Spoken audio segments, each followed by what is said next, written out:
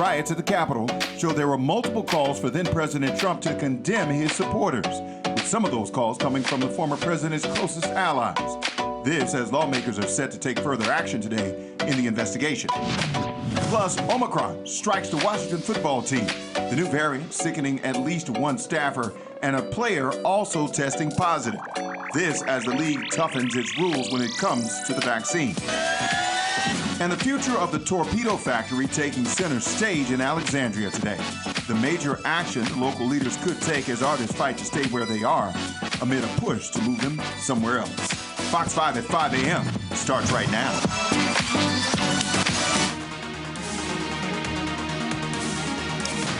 All right, we always appreciate you starting your day with us. Yep, and off the top at 5, as we always do, we want to get a first check of weather and traffic with Mike and Aaron. And Mike, we'll start with you. All right, good morning, Holly Morris. We are waking up to cold temperatures, just like yesterday. But just like yesterday, another sun-filled afternoon will help warm things up and help it feel a little comfortable later today. So temps mostly in the 30s through the morning. By 8 o'clock, only 39 degrees. So as you head out the door, grab that heavier coat. By 4 o'clock, though, you may shed a layer or two, with temperatures likely mid to, in some spots, upper 50s to near 60 degrees today. Full-on sunshine, light winds. We're even warmer before this week is over. We'll talk more about it coming up. Aaron, how's traffic? Good morning. Good morning. 5 o'clock straight up. A problem in the district in Northeast. Varnum Street closed both directions between 2nd and Rock Creek Church Road.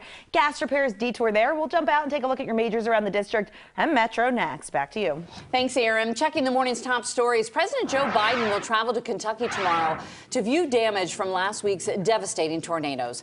Meanwhile, the death toll has jumped again, with at least 88 people dead across 6 states, 74 of which are in Kentucky. And with winter temperatures plummeting in the Bluegrass State and thousands without electricity, heat, and water, the race is on to get people into shelters.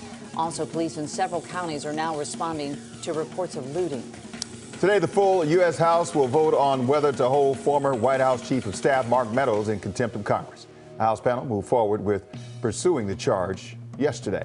Much more on the committee investigation in just 1 minute. A woman and young child suffered serious injuries in a car fire in the district. It happened last night on northbound I-295 near the exit for 11th Street Southeast and Martin Luther King Jr. Avenue. It is unclear what caused the fire. At least one Washington football team staffer has tested positive for the Omicron variant of COVID.